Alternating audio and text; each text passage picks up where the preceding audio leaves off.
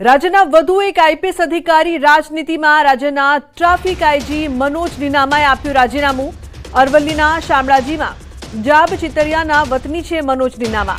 તો સ્થાનિક સ્વરાજની ચૂંટણી લડવા માટે રાજીનામું આપ્યું છે। ભાજપમાં શામળાજીની જિલ્લા પંચાયતની ઓડ બેઠક પર ચૂંટણી લડવાના સંકેત।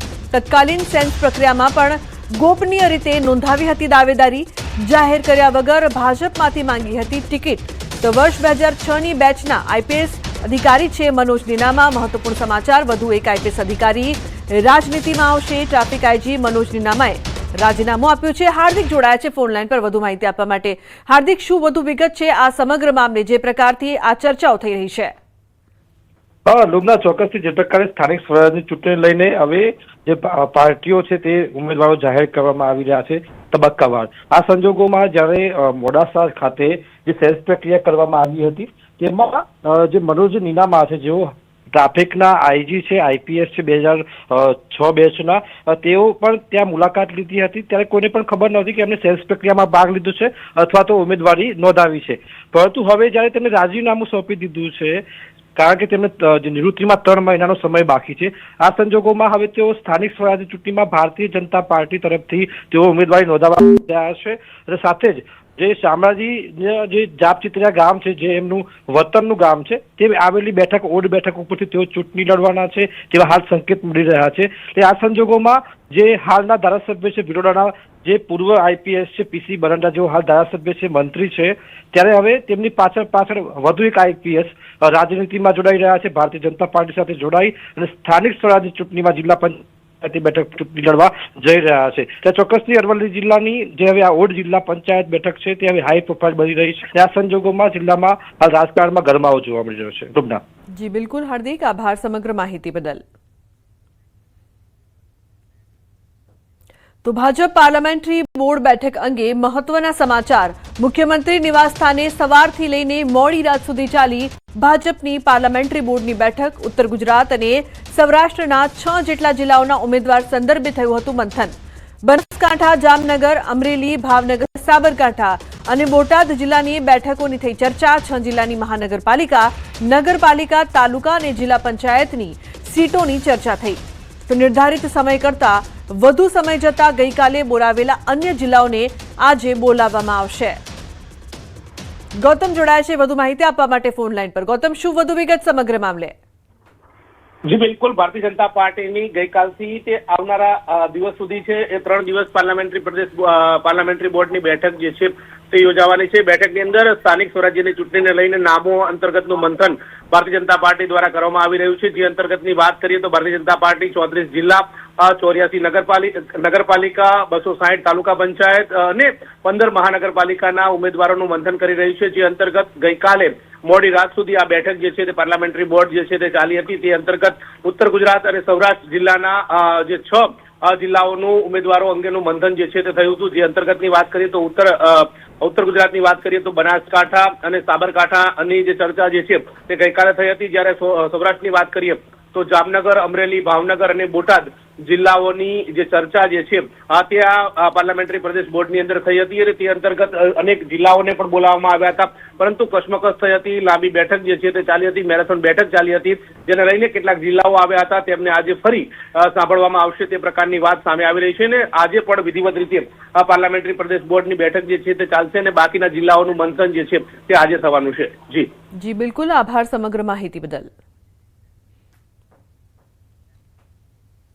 અન્ય સમાચાર, રાજકોટથી દૂષિત પાણી અંગે સ્થાનિકોનો વિરોધ। ગોવર્ધન ચોક પાસે લોકોએ કર્યો છે વિરોધ। થાળી, વેલણ લઈને મહિલાઓએ નોંધાવ્યો છે વિરોધ। છેલ્લા 10 દિવસથી દૂષિત પાણીની સમસ્યા, પાણીમાં એસિડ અને ડ્રેનેજ જેવી દુર્ગંધની ફરિયાદ, દૂષિત પાણીના લીધે રોગચાળો ફેલાવાની ભીતિ।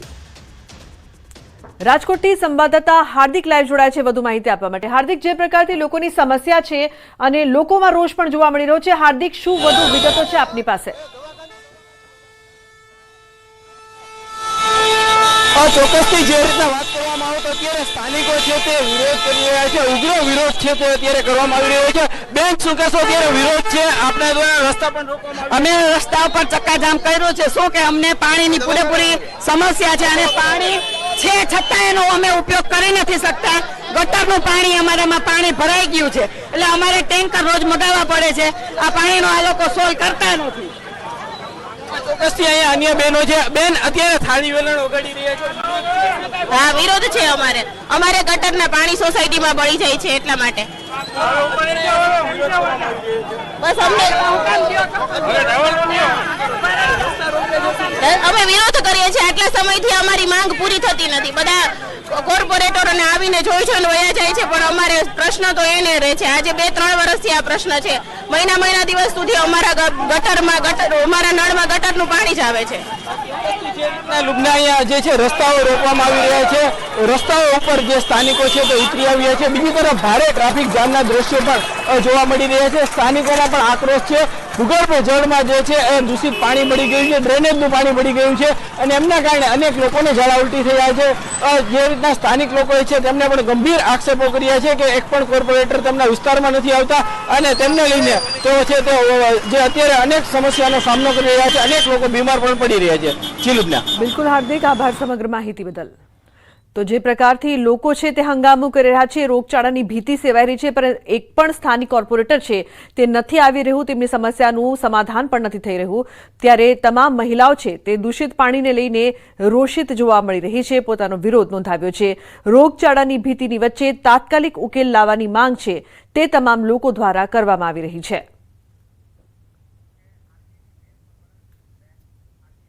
તો આરબીઆઈની પ્રેસ કોન્ફરન્સ થઈ રહી છે, સીધા જઈશું ત્યાં.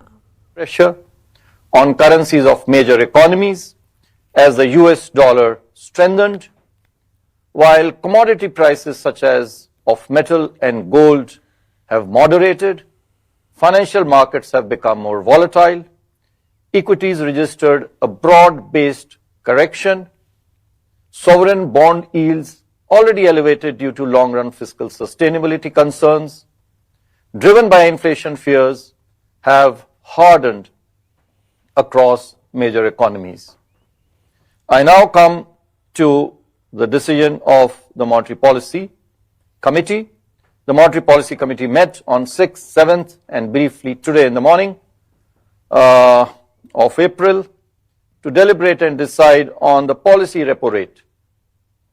After a detailed assessment of the evolving macroeconomic and financial developments and the outlook, the MPC voted unanimously to keep the policy repo rate unchanged under the liquidity facility at 5.25%. Consequently, the STF rate remains at 5% and the MSF rate and the bank rate at 5.5%. The MPC also decided to continue with the neutral stance. I shall now briefly state the rationale for these decisions of the તો market expert જયદીપજી આપણી સાથે જોડાયા છે. જે પ્રકારથી Iran America વચ્ચે seize fire બાદ માર્કેટમાં તેજી જોવા મળી રહી છે, સૌથી પહેલા તેને લઈને આપની શું પ્રતિક્રિયા?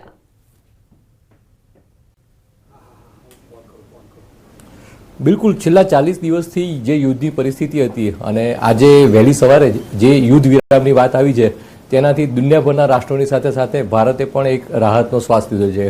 કારણ કે યુદ્ધની જે પરિસ્થિતિ નિર્માણ થઈ હતી તેના કારણે ભારતનો કોઈ પ્રત્યક્ષ કે અપ્રત્યક્ષ રોલ કોઈ યુદ્ધમાં નહોતો, પણ ઘણી બધી કોમોડિટીના ભાવ છે તે આસમાને પહોંચી ચૂક્યા હતા અને સપ્લાય ચેન હોય તે પણ સંપૂર્ણપણે ડિસ્ટર્બ થઈ ચૂકી હતી. ખાસ કરીને ગેસની અછતને લઈ ઔદ્યોગિક લેવલે પણ ઘણી બધી અસર ભારતમાં અને ગુજરાતમાં જોવા મળી હતી અને આંતરરાષ્ટ્રીય લેવલે જે ક્રૂડના ભાવ છે તે પણ આસમાને પહોંચી ચૂક્યા હતા. અને આજે વહેલી સવારે જે યુદ્ધ વિરામની વાત આવી ત્યાર પછી ક્રૂડના જે ભાવ છે તે 14 થી 15% ઘટી ચૂક્યા છે. તો આ વાત છે તે ભારત જેવી અર્થવ્યવસ્થા માટે ખૂબ જ પોઝિટિવ વાત ગણી શકાય. અને જેવી યુદ્ધ વિરામની વાત આવી ત્યાર પછી તમામ એશિયન રાષ્ટ્રોની સાથે ભારતની પણ જે શેરબજારની શરૂઆત થઈ તે ખૂબ જ તેજી સાથે થઈ. હાલમાં સેન્સેક્સ અને નિફ્ટીમાં જબરજસ્ત મજબૂતાઈ જોવા મળી રહી છે અને અત્યારે હાલમાં જ જે રીતે રિઝર્વ બેંક ઓફ ઇન્ડિયા દ્વારા ક્રેડિટ પોલિસી જાહેર કરવામાં આવી અને તેમાં વ્યાજ દરમાં કોઈ પણ જાતનો વધારો નથી કરવામાં આવ્યો તે પણ ખૂબ જ રાહતરૂપ સમાચાર ગણી શકાય.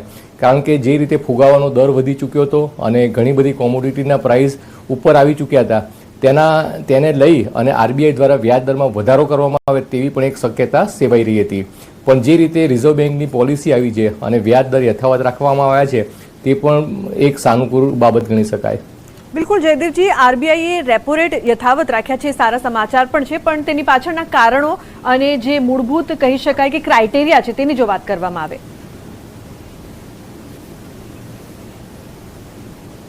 બિલકુલ, યુદ્ધની જ્યારે શરૂઆત નથી થઈ ત્યારે એપ્રિલ મહિનામાં જે આરબીઆઈની ક્રેડિટ પોલિસી આવે તેમાં વ્યાજ દરમાં ઘટાડો કરવામાં આવે તેવી એક શક્યતા સેવાઈ રહી હતી.